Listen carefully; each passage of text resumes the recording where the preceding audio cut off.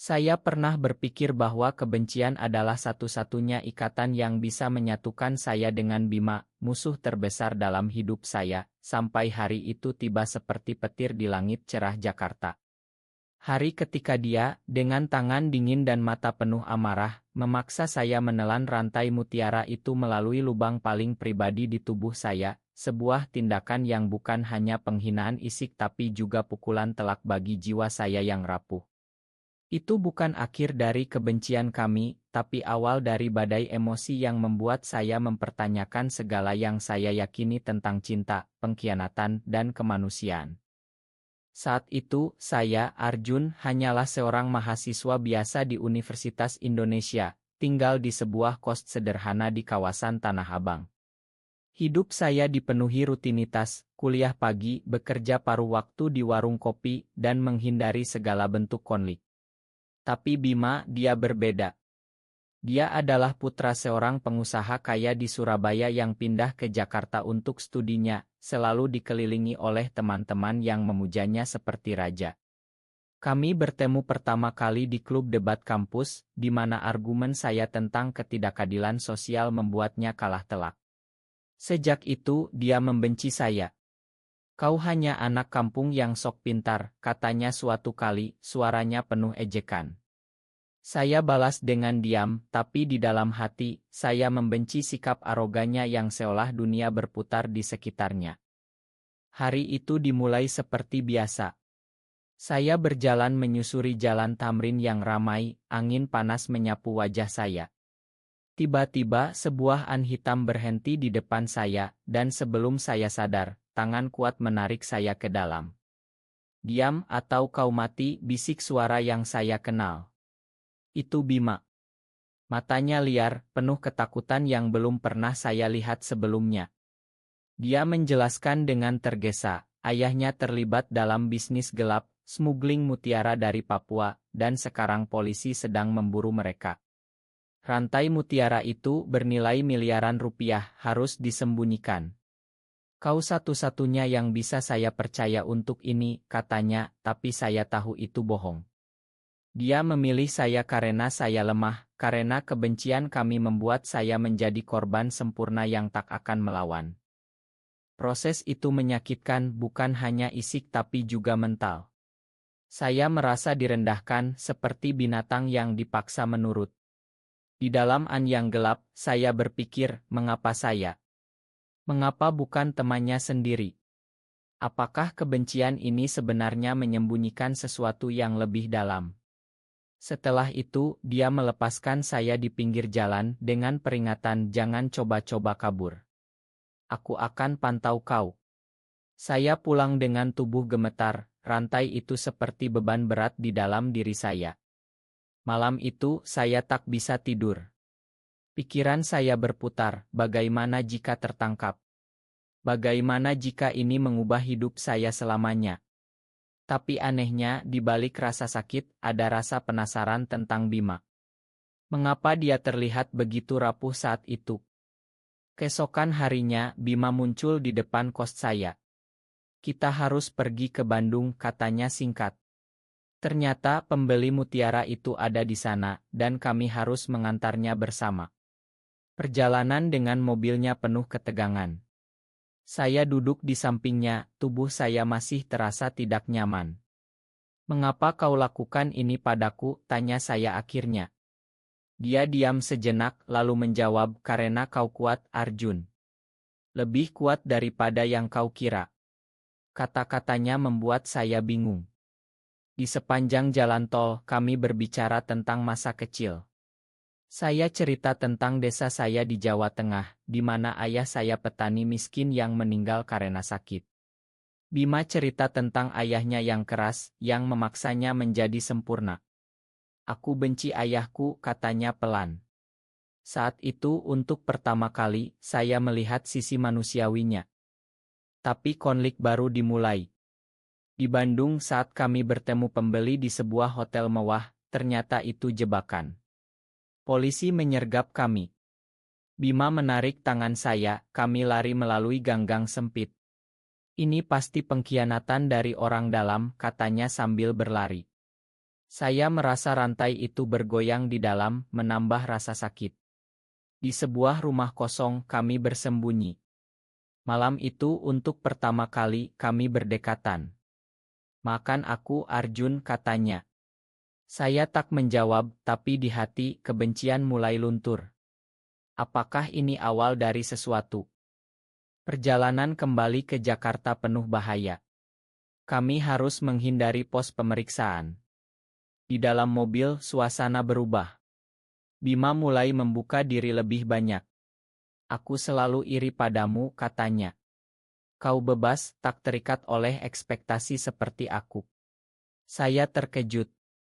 Ternyata di balik arogansinya ada kerapuhan. Saya mulai mempertanyakan perasaan saya sendiri. Mengapa hati saya berdegup saat dia melihat saya? Apakah ini hanya karena trauma atau ada yang lebih? Sampai di Jakarta, kami harus mengeluarkan rantai itu. Prosesnya lagi-lagi menyakitkan, tapi kali ini Bima membantu dengan lembut. "Aku tak ingin menyakitimu lagi," katanya. Setelah itu mutiara diserahkan dan kami pikir semuanya selesai. Tapi tidak. Ternyata teman Bima yang bernama Ricolah yang mengkhianati kami, memberi tahu polisi untuk merebut mutiara itu sendiri. Konflik memuncak saat Rico menghadang kami di sebuah gudang tua di pelabuhan Tanjung Priok. "Kalian berdua terlalu naik," ejek Rico, pistol di tangannya. Bima melindungi saya, tapi Rico menembak. Darah mengalir dari lengan Bima. Saat itu saya sadar, saya tak bisa kehilangan dia. Dengan nekat, saya menyerang Rico, merebut pistolnya. Polisi datang, Rico ditangkap. Di rumah sakit, Bima berbaring lemah. "Mengapa kau selamatkan aku?" tanyanya. "Karena aku mulai mencintaimu," jawab saya pelan. Tapi pengkhianatan belum berakhir. Ayah Bima mengetahui semuanya, memaksa Bima untuk menjauh dari saya. "Dia hanya anak miskin, tak pantas untukmu," katanya. Bima ragu dan itu menyakiti saya lebih dari apapun. Saya pergi, hati hancur. Di kamar kos, saya merenung, apakah cinta ini nyata atau hanya ilusi dari trauma. Beberapa minggu kemudian Bima datang mencari saya. "Aku tak bisa hidup tanpamu, Arjun," katanya. Kami berpelukan dan untuk pertama kali saya merasa damai. Kisah kami berakhir dengan harapan, kami memilih jalan sendiri, meninggalkan masa lalu gelap, menuju masa depan yang penuh cinta dan pengertian. Di Indonesia yang penuh kontras ini, kami belajar bahwa kebencian bisa berubah menjadi cinta terdalam. Sekarang setelah kejadian itu, hidup saya seperti badai yang tak kunjung reda. Setiap malam, saya terbangun dengan keringat dingin mengingat momen ketika Bima memaksa saya. Bukan rasa sakit isik yang menghantui, tapi pertanyaan-pertanyaan yang bergema di kepala, mengapa hati saya tak bisa sepenuhnya membencinya. Di kampus, saya menghindari tatpanya, tapi dia selalu ada, seperti bayangan yang tak bisa diusir. "Arjun, kita perlu bicara," katanya suatu hari di kantin. Saya menolak, tapi di dalam, saya rindu suaranya. Perjalanan kami ke Bandung seharusnya selesai, tapi Rico, teman Bima yang saya pikir setia, mulai menunjukkan tanda-tanda aneh. Dia menelepon Bima seringkali bertanya tentang mutiara itu. "Jangan percaya dia sepenuhnya," bisik hati kecil saya. Tapi Bima dengan kepercayaannya yang buta mengabaikan. Di sini konflik inner saya semakin kuat, apakah saya cemburu atau benar-benar khawatir. Satu malam di apartemen Bima di Kuningan kami bertengkar hebat. "Kau pikir aku senang melakukan itu padamu?" bentaknya. "Aku terpaksa, Arjun. Ayahku mengancam nyawaku." Air mata mengalir di pipinya, dan saat itu, saya melihat kerapuhan seorang pria yang selama ini saya anggap kuat. Saya ingin memeluknya, tapi ego saya menahan. "Kau menghancurkan harga diriku," balas saya. Debat itu berakhir dengan diam, tapi di hati, cinta mulai tumbuh seperti tunas di musim hujan. Kemudian, pengkhianatan Rico terungkap. Dia bekerja sama dengan kompetitor ayah Bima ingin merebut bisnis itu. Saat kami konfrontasi dia di sebuah kafe di Blok M, Rico tertawa. Kalian berdua lucu, seperti pasangan kekasih yang tak sadar.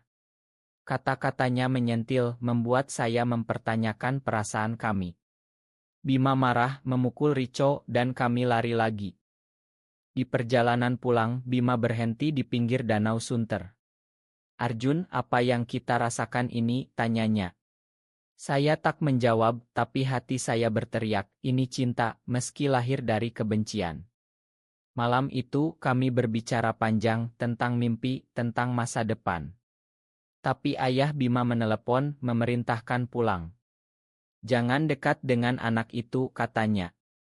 Bima ragu dan keraguan itu seperti pisau di hati saya. Saya kembali ke kos, sendirian dengan pikiran. Mengapa hidup begitu kejam? Mengapa cinta harus datang dengan rasa sakit? Saya menangis, meratapi nasib. Tapi di balik air mata ada tekad, saya tak akan menyerah pada Bima. Rasa sakit semakin dalam ketika ayah Bima datang ke Jakarta.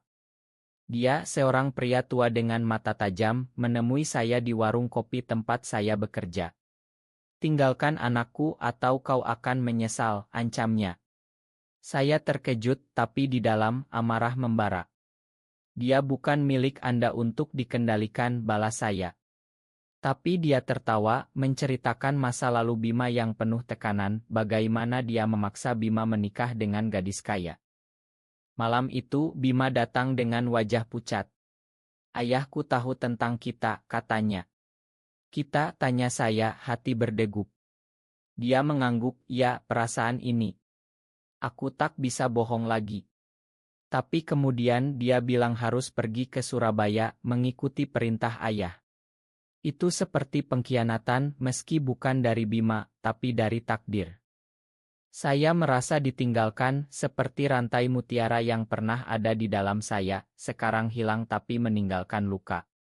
Di kamar, saya berpikir, apakah cinta ini layak diperjuangkan? Pikiran gelap datang tentang bunuh diri, tapi saya ingat ibu di desa yang bergantung padaku. Kemudian, Rico bebas dari tahanan berkat uang. Dia mendatangi saya, mengancam akan sebar rahasia tentang kejadian mutiara itu. Bima tak akan selamatkanmu kali ini, katanya. Saya takut, tapi lebih dari itu, marah pada diri sendiri karena lemah. Bima kembali, tapi berubah. Dia bilang harus putus. Ini untuk kebaikanmu, katanya. Air mata saya jatuh. Kau pengecut, tuduh saya. Pertengkaran itu penuh emosi, dengan teriakan dan tangis. Di akhir, dia pergi, meninggalkan saya hancur. Pengkhianatan terasa lebih dalam ketika saya tahu Bima bertunangan dengan gadis itu. Berita dari teman kampus membuat hati saya seperti ditusuk. Mengapa dia tak melawan? Di dalam saya berdebat dengan diri, lupakan dia atau perjuangkan. Saya pergi ke Surabaya, nekat. Di sana, di rumah mewah Bima, saya konfrontasi. Kau bohongi aku, katanya. Tapi matanya bilang lain. Kami berbicara diam-diam di taman, di mana dia cerita tekanan ayahnya. Aku tak ingin kau terluka, katanya. Tapi ayahnya tahu, memerintahkan pengawal usir saya. Saya lari, hati penuh keputusasaan. Di kereta pulang, saya merenung, cinta ini seperti ombak Samudra Hindia, kuat tapi menghancurkan. Rico muncul lagi, kali ini dengan bukti. Dia memeras saya. Saya hampir menyerah, tapi ingat Bima. Klimaks datang ketika Rico menculik saya, ingin balas dendam. Di gudang gelap, dia ancam. Bima datang menyelamatkan, bertarung. Aku tak bisa hidup tanpamu, katanya setelah Rico kalah. Tapi ayah Bima muncul dengan pistol. Pilih bisnis atau dia, katanya. Bima memilih saya, menolak ayahnya. Itu momen penuh air mata. Kami lari bersama, meninggalkan segalanya. Di akhir, kami hidup sederhana di Bali, membangun hidup baru. Pengkhianatan masa lalu mengajarkan kami tentang cinta sejati. Saya merenung dari kebencian lahir kasih, dan itu indah. Kami bahagia meski luka tetap ada. Hidup ini tentang memakan, mencinta, dan menjadi manusia.